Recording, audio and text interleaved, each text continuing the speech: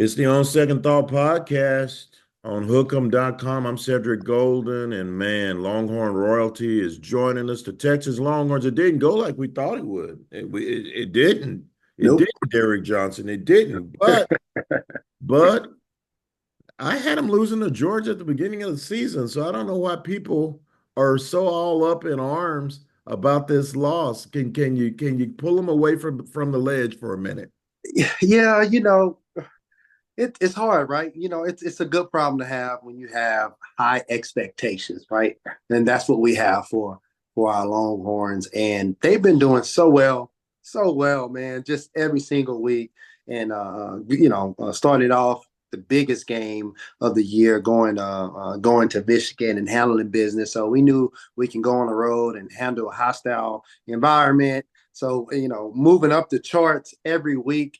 There was no reason why we shouldn't expected us to play better, Mhm. and we did it. We did it right. We're probably more so on the offensive side.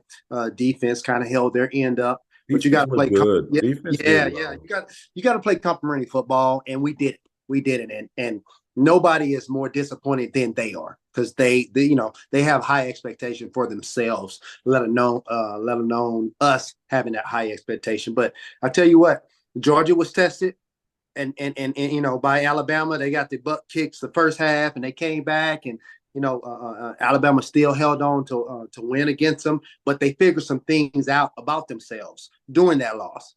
We haven't been tested like that. That was my only um, kind of concern coming into this game. I knew we look good on paper, and we're pretty fast, we're pretty athletic, and we're pretty smart, but we just hadn't been tested. And not that even if we're tested, we couldn't pass it, but when we got tested, it was a little bit too late. We got down in the hole way too much against a really good team, against a really smart, well coached football team, and it was hard to come out of. But the good thing we know where we're weak at or deficient at, and we know how to get better.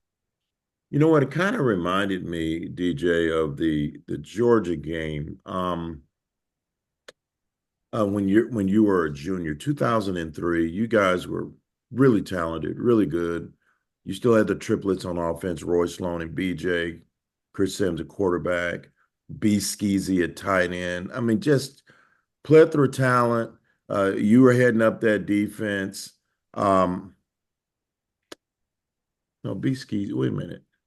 Yeah, Yeah, Chris both Sims was schemes. gone. Chris Sims was gone by then. It was Yes, he It was. was Vince. It was Vince and Chance Mock. And Mhm. Arkansas came into Austin. Oh, don't tell me I that. know that was a man, that was a tough one. Arkansas came into Austin and it was a great game. And I'll never forget Matt Jones on that Oh my goodness, read we going couldn't like catch him. 60 yards. We couldn't catch him. That's the fastest white quarterback Texas has ever faced. Oh my That goodness. dude could go. He got drafted on that play. Yeah, yeah, Jaguars like we're going to make him a receiver. It yeah. didn't work out, but he got his money. So, do I know you remember that game and the fallout of that game. You guys had to figure out some things in the locker room, and you as a leader of that team, what were some of the things that you said to those younger teammates? Because VY was a redshirt freshman. Chance Mock was an experienced quarterback, but this was his first time too. So what did you say to some of those younger players moving forward?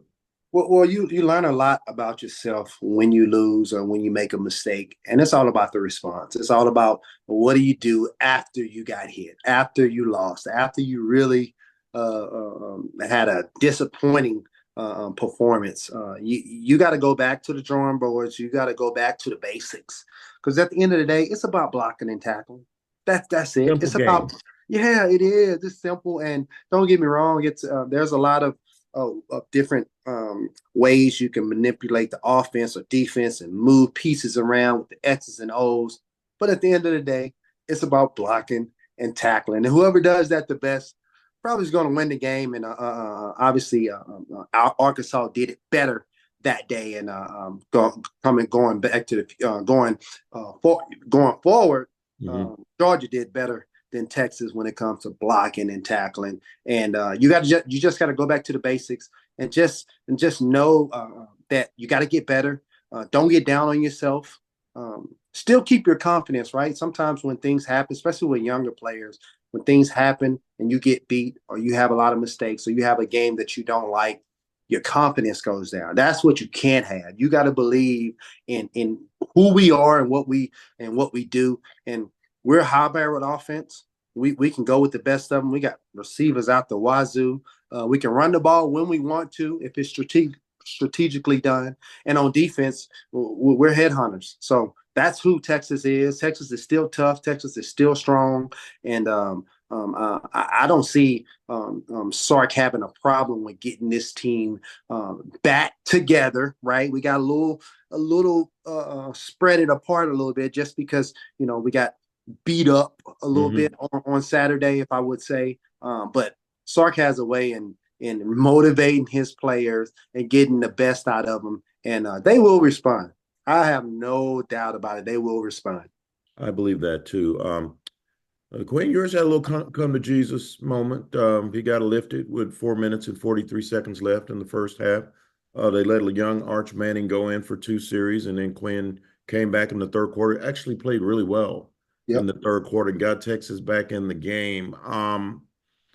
Is there any scar tissue that's going to come out of that? Because I know he's a very proud young man and he's got NFL aspirations. Yeah, yeah. Now, nobody likes to get benched, and I know you never got benched at Texas, but no one likes to get benched. How do you think he's going to respond? Because he will be starting against Vandy. Oh, well, I mean, yes. you're right. I have not gotten taken out or benched in college, but in the league I did. So I do have some experience with this.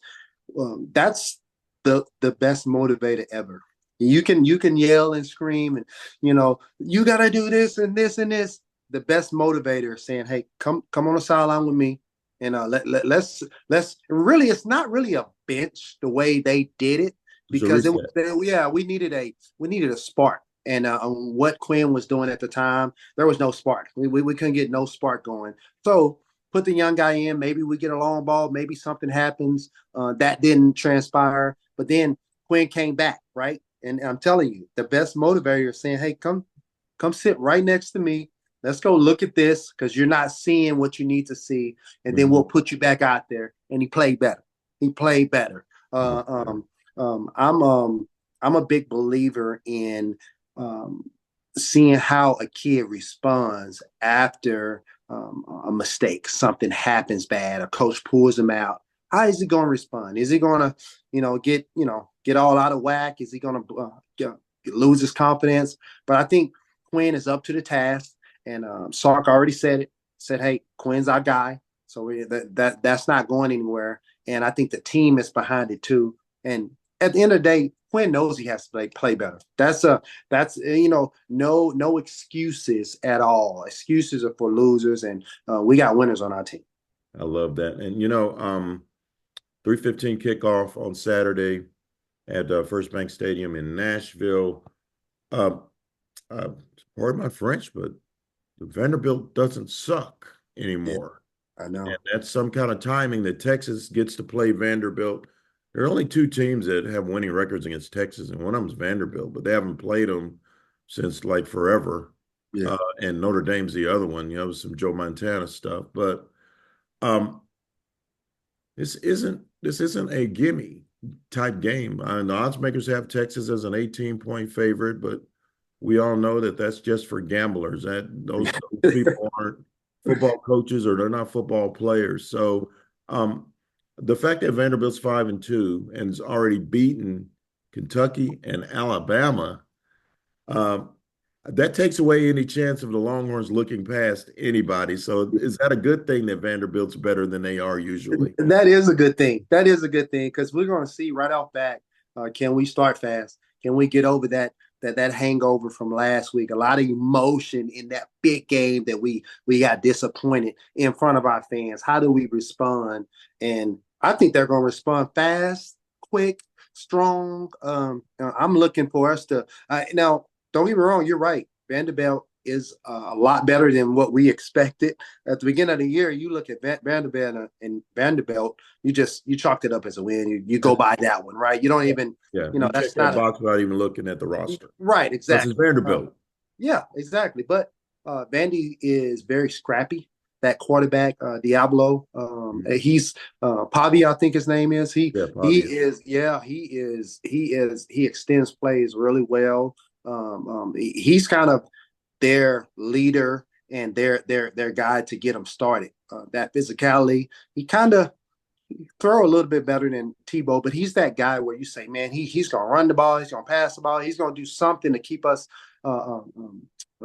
keep this drive going. Mm-hmm. And what they do is run the ball. If we can stop the run, if we can get them in third and long, get them in situations where you say, man, this is a little more uncomfortable for them, and they know they'll have nothing to lose. They really don't. This is not a must win for them.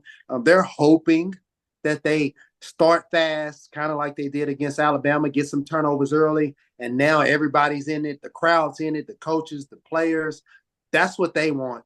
But we have full autonomy. We have full control over what happens in this coming game against Vandy. And I think, I mean, I'm high on us. I'm not going to let one game deter what I think about the Longhorns. I think the Longhorns are still a tough team. We know they're tough on defense, but offensively, I want to see them get after it, because I'm not sure if Vandy defense is their offense is better in defense. So Of course. we should roll, and we should do what we want to do. I want us to see us get the running game better, just so we can take the pressure off the quarterback instead of having them drop back so much. Because what people are going to do, they're going to start blitzing us. They're going to try to affect Quinn. They're going to try to somehow bring an all-out blitz just to see if he can see it. You got to test him, and he will be tested from here on out. But Sark can have him ready. So you're actually flying to Nashville with a couple of Longhorn legends. Tell the people who you're going to be traveling with. Yeah, we're gonna be traveling with Jamal Charles, who's a Longhorn legend. If he stayed one more year, he would have been even he would have won all the awards. He's a Chiefs all-time leading rusher. Then we have myself, Chiefs all-time leading tackler, and then we have Brian Arakpo, who's a killer at rushing the passer and won all awards in college, and was a first-round pick to Washington during that time. But I tell you what, man, we're gonna have some fun going out there. We want to support our Longhorns. We'll be shaking some hands, kissing some babies. So it'll be cool. It'll be good. Well, man, that is going to be raucous. I can't wait for the game. But this podcast is recorded on Wednesday, but it drops on Thursday. So a lot of the people who are listening or watching this know that it's probably Thursday or Friday. I am on the advisory board of the Derrick Johnson Foundation, and you just refurbished another library, 21st library. The Defend the Dream Foundation was at Zavala Elementary today. And how important is it for you to continue to be in this fight against illiteracy among our young people, particularly our elementary school kids in less fortunate areas of the city? Well said. It's my passion. It's my passion. And when you're in your passion, your purpose is at reach. Your purpose is at reach. And being able to give back to inner city kids through education, and it's an extension of me. I grew up a teacher's kid, so I know how important education is, and being able to provide these proper resources for these kids. And we're talking books. Don't get me wrong. We go in and refurbish and beautify their library, Title I elementary school libraries. But after we doll it up, we fill it up with books. 1,000. Yeah, 1,000 books. 1,000 That's books. a lot of books. Yeah, absolutely. And tell them about these books. Tell them about these books. It's not just books written for one segment. Tell them Right. about these books. Yeah, well, these books are from they're gonna last generation to generations. I mean, you look at their collection right now, they're 25, 30-year-old books in the libraries, Title One schools, Title One elementary schools libraries right now. So you can tell how much outdated and not relatable these books are. Now we give them new age appropriate books for these kids so they can do independent reading, so they can do lessons, so they can have books in their hand. And the books are only $25. That's crazy. You can affect a child's life through literacy by buying a book, one book. And so many hands goes through that book at that school every year, and being able to provide that for them. And Austin is getting behind me so much because they believe in it. That's the big deal. It's So beautiful, man. yeah, absolutely, absolutely. And you think about it, we were in a meeting earlier this week, the advisory board, Mhm. with your business manager, Ken Taylor. Let me tell you, America is 125th Wow. in literacy rate Yep. in the world. Yep. Oh, that is a third world ranking Yes. for a first world power. And Yeah. it all starts at a young age. And if kids not reading at grade level by fifth grade, the numbers say that kid's not going to graduate. And guess what? The streets will welcome him or her Mm. with open arms. And Yes. so, as a person in this fight, um, it's just so important. And he said $25. You can go to the Derrick Johnson Foundation.org, There Derrick you go. Foundation.org, and donate $25 for a book that 100 kids may read Yes. the That, next 2 weeks. oh And man. just imagine if you're an inner city kid and you don't have a lot of advantages, but these books can take you places. They can Yes. take you places that one day, and it can allow you to dream that one day I will be better than my circumstance. Man. And let me tell you something. The look on those kids' faces is worth way more than $25. It's Oh worth billions. You yes. can't put a price tag on it. Yes. And DJ, how many times has a kid come up to you and went, "This is the best day of my life"? And You why know, me? Why are you it, doing this to help us? They yeah. don't expect to be helped like that. And Yeah. that's why we do it. Yeah, it surprises me every time. And you know, those are the kind of comments and responses you want because I'm in the fight. And at times, you know, even though this is my passion, that's confirmation. That's words of affirmation for me to just keep going, knowing that I'm doing the right thing. But kids all the time, they're looking around, they're seeing, you know, all the cameras and they're videoing everything on that grand opening. Then they say, man, this is the best day of my life. And I'm looking at them like, man, that's what it's about. That's what it's about. And it's about education. It's about literacy. It's about reading. And they don't know this right now. That's why we, you know, train up a child in the way they should go. So they, you know, if they when they get older, they won't depart from it. So we are old enough and wise enough to tell them it doesn't matter what you want to be in life, education has to be the top priority, and literacy is at the top of that list. And we talking inner city kids in low income areas. If they can't read on grade level reading by the time they leave elementary school, We're not gonna on make those kids, it's like, man, I mean, the streets are waiting for them, and they wait. just get less and less confidence about school, and eventually they get old enough to do what they want to do, and they don't have, you know, the reading skills and the writing skills, so they just fall by the wayside. But it starts in elementary. If they could read, if they could create better habits, if they do have a book that they like that relates to them and they can read and get engulfed in that, then they can be exposed to more words. And now when they get out of elementary school, they have more confidence, even if they're in a bad environment. Man, it's so many kids that you don't have to grow up rich. You don't have to grow up with money to actually make it and be successful in life. Education is the key, man. I know that. My mom's a teacher, so I've seen kids from all spectrums, and education is at the top of the list. Yeah, and nothing you've done on a football field can compare to what you're doing right now.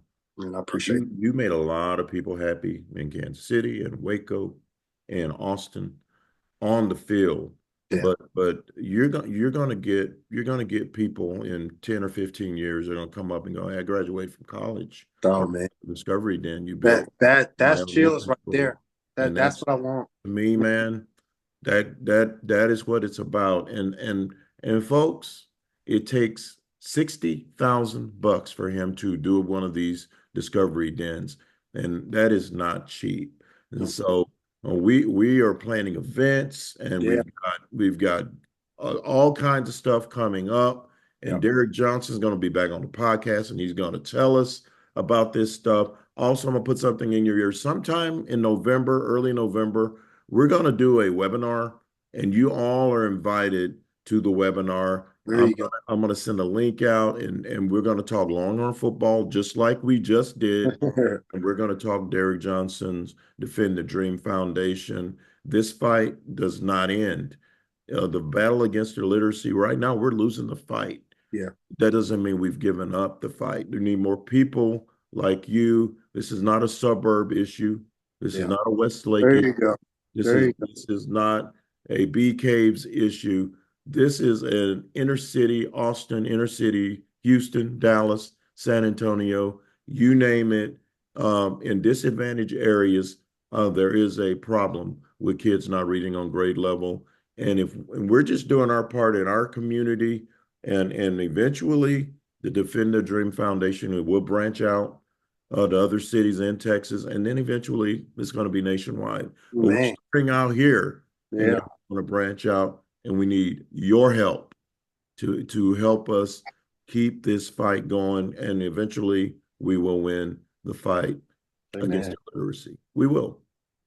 Yep, absolutely, man. I appreciate that. I love when you speak words to yeah, speak it into existence. That's good. We starting here and then branch out. But we're in Austin right now. We're breaking barriers now. The foundation. That's exactly right, man. It only takes a spark to get a fire going, and the spark has been lit, and we're waiting on those flames. Those flames are coming.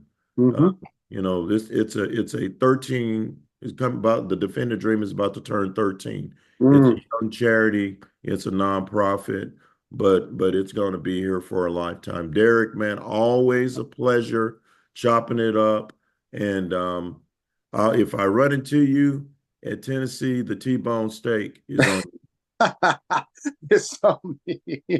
Hey, I'll take it, man. I appreciate it. Appreciate it, Sid. Thank you, man. All right, brother. Take care. Yes, sir.